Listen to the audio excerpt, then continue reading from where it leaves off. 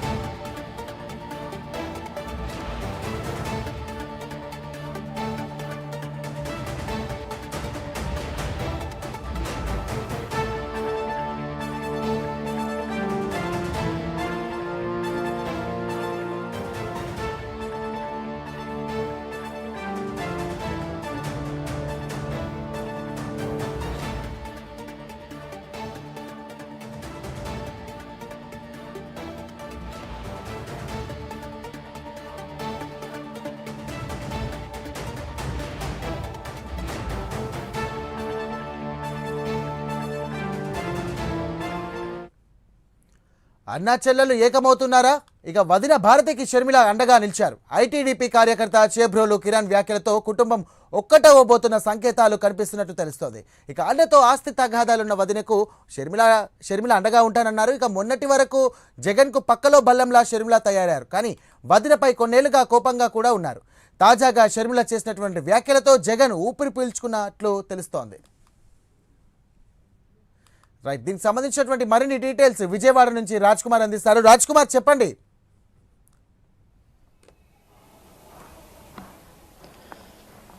సాయిరామ్, ముఖ్యంగా ఏదైతే వైఎస్ఆర్ కాంగ్రెస్ పార్టీ అధినేత మాజీ ముఖ్యమంత్రి జగన్మోహన్ రెడ్డి, అదేవిధంగా ఆయన సతీమణి భారతి ఇద్దరు కూడా వైఎస్ షర్మిలపై చేసినటువంటి గతంలో ఎదుర్కొన్నటువంటి కేసుల అంశం కావచ్చు, గతంలో వారు చూస్తున్నటువంటి కుటుంబంలో జరిగినటువంటి ఆర్థిక లావాదేవీలకు సంబంధించినటువంటి గొడవలు కావచ్చు, దీని తర్వాత ఆధిపత్య పోరు ఎప్పుడైతే వైఎస్ఆర్ కాంగ్రెస్ పార్టీ అధికారంలోకి వచ్చిందో అప్పటి నుంచి అటు అన్నా చెల్లెల మధ్య ఇద్దరి మధ్య కూడా ఆధిపత్య పోరు పెద్ద ఎత్తున కొనసాగింది. ఆస్తి వివాదాలు పెద్ద ఎత్తున కొనసాగాయి.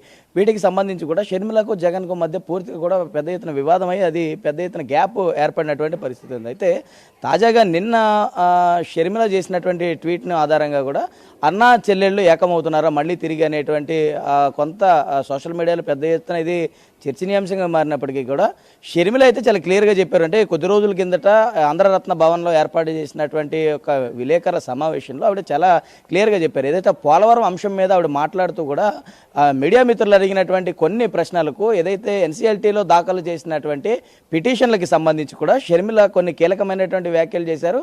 తల్లిని చెల్లిని గౌరవించినటువంటి వ్యక్తి జగన్మోహన్ రెడ్డి ఎప్పుడైతే తనకు గిఫ్ట్ డీడ్ రూపంలో ఇచ్చినటువంటి సరస్వతి పవర్ షేర్ల వ్యవహారానికి సంబంధించి కూడా వారికి జరిగినటువంటి వాటాలు, వారికి సంబంధించినటువంటి లావాదేవీల అంశం ఏదైతే ఉందో అది గిఫ్ట్ డీడ్ రూపంలో జగన్మోహన్ రెడ్డి షర్మిలకు, అదేవిధంగా తన కుమారుడికి కూతురికి ఇచ్చిన, అంటే మేనల్లుడు మేనకోడలకు ఇచ్చినటువంటి గిఫ్ట్ డీడ్ రూపంలో ఏర్పాటు చేసినటువంటి వ్యవహారం ఏదైతే ఉందో అది పూర్తిగా కూడా వెనక్కి తీసుకున్నారు. ఆ తీసుకున్నటువంటి నేపథ్యంలో అది జగన్మోహన్ రెడ్డి అంటే సొంత వాళ్లకు ఇచ్చినటువంటి విషయాల్లో కూడా జగన్మోహన్ రెడ్డి ఆస్తుల విషయంలో ఈ విధమైనటువంటి వ్యవహార శైలి వ్యవహరిస్తూ ఉంటే జగన్మోహన్ రెడ్డి గురించి మనం చర్చించుకోవడం కూడా అనవసరమైనటువంటి వ్యాఖ్యలు షర్మిల చేస్తే ఇద్దరు కూడా ప్రస్తుతం ఒకే వరలో ఉన్నటువంటి రెండు కత్తులుగా మారినటువంటి పరిస్థితి ఉంది.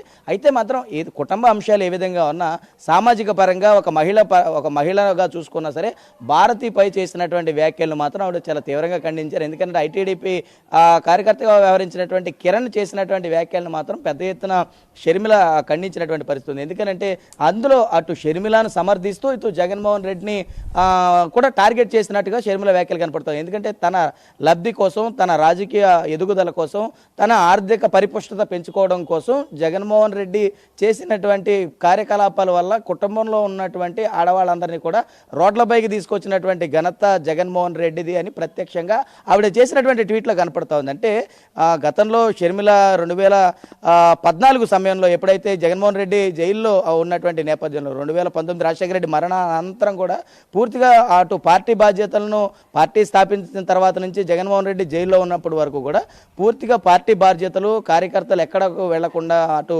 క్యాడర్ను ఇటు కార్యకర్తలు అందరినీ కూడా పూర్తి స్థాయిలో కాపాడుకుంటూ పాదయాత్ర చేసి జగన్మోహన్ రెడ్డి అధికారంలోకి రావడానికి క్రియాశీలక పాత్ర వహించింది వైఎస్ షర్మిలని నిజంగా మర్చిపోవడం అంటే మాత్రం జగన్మోహన్ రెడ్డికి కనీసమైనటువంటి కృతజ్ఞత భావం లేదని చెప్పి మనం భావించవచ్చు. కానీ అంత చేసినటువంటి వైఎస్ షర్మిలకు కూడా ఆస్తిలో కొంత వాటా ఇవ్వాలని అంటే జగన్మోహన్ రెడ్డి చేసినటువంటి విధానం ఏదైతే ఉందో దాన్ని ప్రతి ఒక్కరు కూడా ఖండిస్తున్నారు. అది షర్మిల పదే సార్లు చెప్తూ కూడా బాధపడినటువంటి పరిస్థితి. తాజాగా ఆయన ఎన్సీఎల్టీలో తల్లి విజయం పైన అటు షర్మిల పైన చేసినటువంటి పిటిషన్ ఏదైతే దాఖలు చేశారో దాని ద్వారా వైఎస్ఆర్ కుటుంబంలో పూర్తిగా కూడా విభేదాలు ఏర్పడినాయని చాలా క్లియర్గా అర్థమైనటువంటి పరిస్థితి ఉంది. అంటే ఇప్పుడు నిన్న మాత్రం అటు సామాజిక పరంగా కూడా ఒక మహిళ పైన చేసినటువంటి వ్యాఖ్యలుగానే నిన్న అటు షర్మిల చేసినటువంటి ట్వీట్ని చూడాలి. ఆ స్థానంలో ఎవరు ఉన్నా సరే అంటే కుటుంబాన్ని తీసుకొని వచ్చి రోడ్డు మీద పెట్టి రాజకీయాలు చేసినటువంటి తరువాత ఈ విధమైనటువంటి పరిస్థితులు ఎదురవుతాయి. అటు